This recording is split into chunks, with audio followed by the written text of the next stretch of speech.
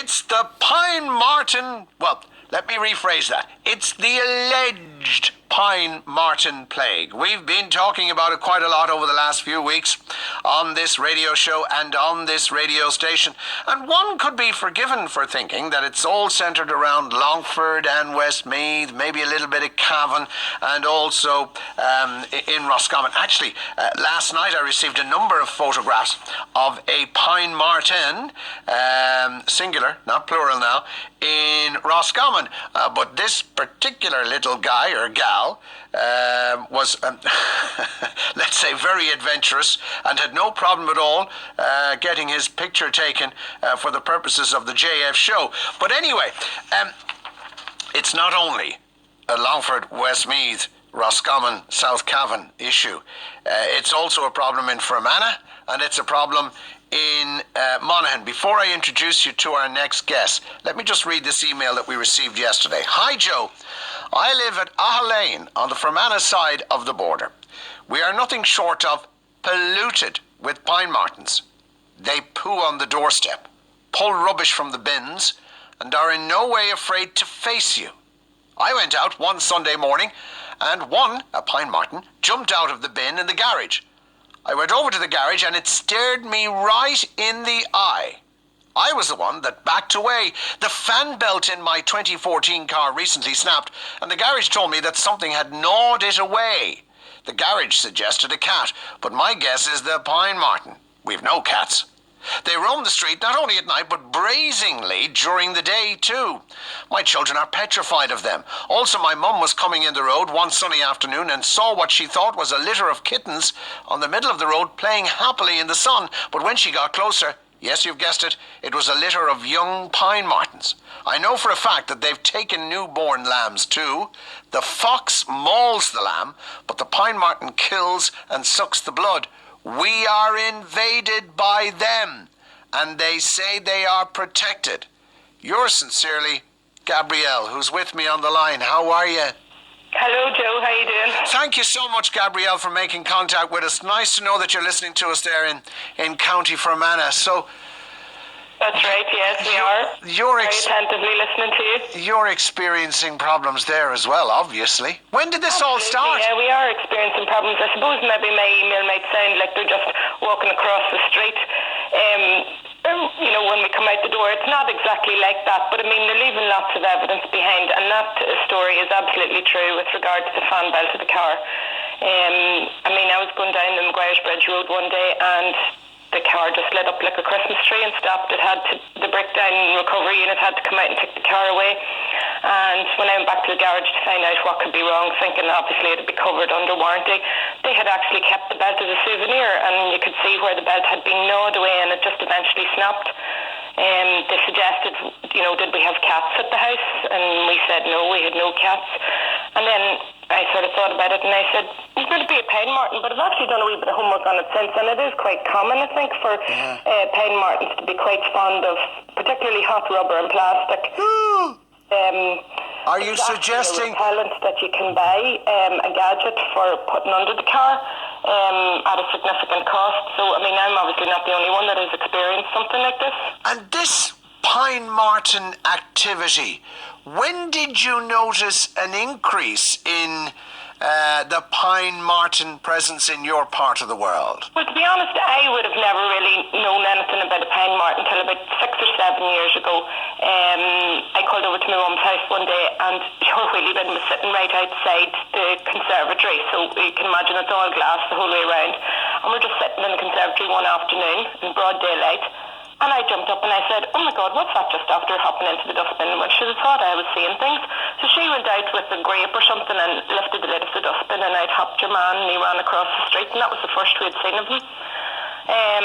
Since then, there's been significant activity. Things like, you know, constantly pulling rubbish out of the bins, sightings of them. I suppose the first we would have seen of them was the sensor light coming on at night, and then you're kind of peeping out the window, and there, sure enough, he goes walking across the street and hopping in and out of the bin freely just at the back door.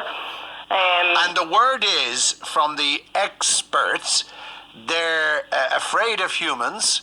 They won't come near humans. They will not invade your space. The chances of them straying into your house, very, very slim. Given your experience now of the last few months and weeks and years, what do you think when you hear that? Well, I suppose they probably are afraid of humans. I mean, ordinarily, if he went out and the pine marten was there, he'd run away. But I cornered one in the garage one morning by accident.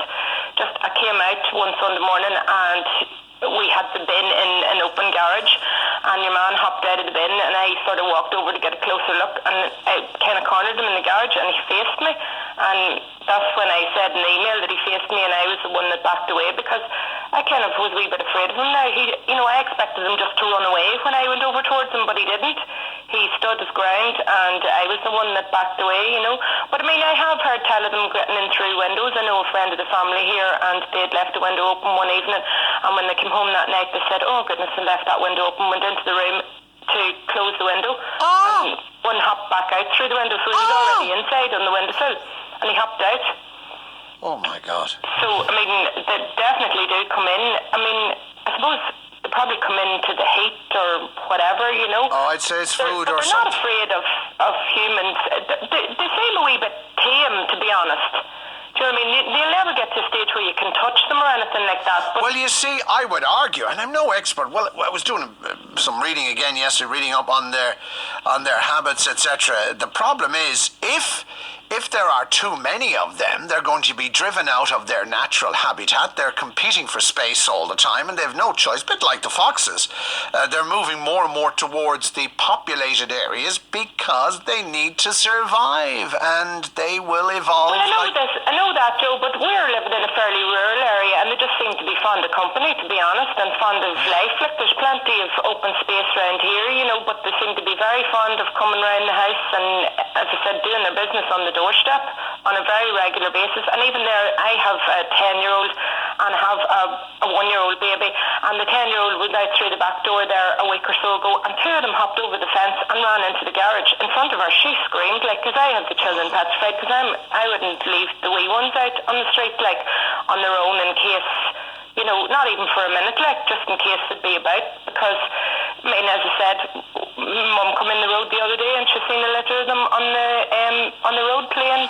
All right. So sure, it was a litter of kittens, but we don't have any cats around here, and not really many of the neighbours have either.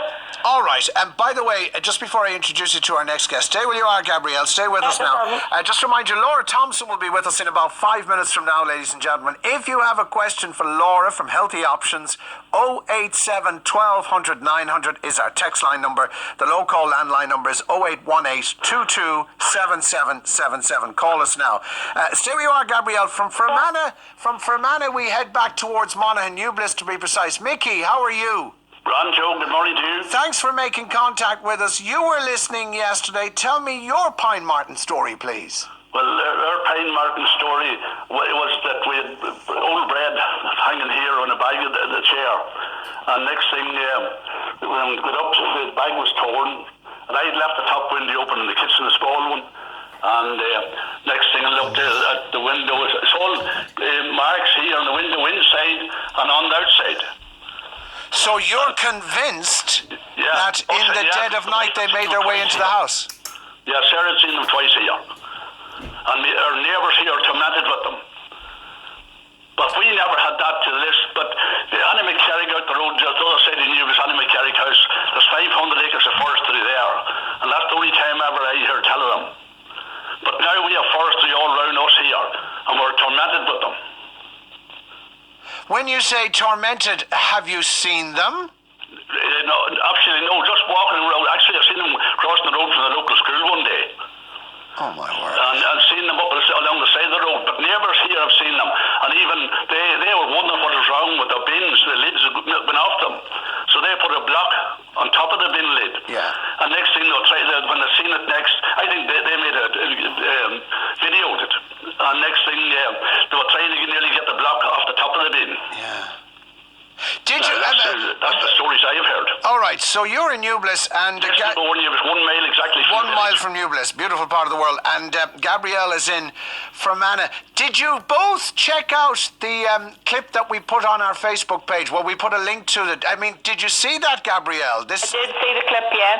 Isn't it That was frightening? one of the reasons why I kind of responded yesterday. Yeah. There was sort of suggestion that somebody had tried to tame that pine marten, or that it maybe wasn't 100% accurate footage, maybe slightly staged. But I believe anything, because I'm telling you, they'd have no problem crawling up the dash in a house anyway, that's for certain sure. But, I mean, they really are brazen. Now, there's no brazen. doubt about it. Brazen is the only word to use. In the wilds, and they're not shy, that's for sure. Domestic property, but yeah, they're not shy and they're not scared of humans. Not, and we're again, I see here, we are being inundated with calls from people who are having problems with pine martens. Again, the study is underway. The results are due at the end of November. Mickey and Gabrielle, I think what you're telling me is, based on your own experience, they're now a pest and something needs to be done. Is that fair comment? Absolutely, yeah. I mean, my husband's a small sheep farmer, and he has, occasionally there, if you had maybe twin lambs or triplet lambs, and maybe a weak one, you could have an instance where the fox might take one, if the mother's not able to protect it or whatever. Yeah. But he definitely sees the signs of where pine martens have taken them, because the fox is more inclined to, pull a leg off a lamb or whatever, drag the lamb away. These lambs have just been laying in a gap, and there's a nick in the neck, and he has been told that they suck the blood. Now, he couldn't say that for sure. And I don't know about that. But now I've seen photographic evidence which proves beyond doubt that it's a little nick. Obviously, it's a deadly nick, and they don't. The mark on lambs that have been attacked by pine martens, they don't tear them apart or anything like that. No, definitely not. All right. Well, look, I'm out of time, but for now, Mickey in New Bliss and also Gabrielle in Fermanagh, thank you for being with us this morning. And the study which is ongoing at the moment in relation to the pine marten numbers in this part of the world and indeed nationwide, but this seems to be very attractive. This area, this entire region, the entire Shannon Side, Northern Sound region seems to be very attractive to the pine marten population, and many people believe numbers are now spiraling out of control. We'll keep an eye on that story, and if you have more information or more photographic evidence for us in relation to the behaviour of the pine marten, it's joe@shannonside.ie, joe@northernsound.ie, and Natalie, thank you for your photograph as well. Back in a moment.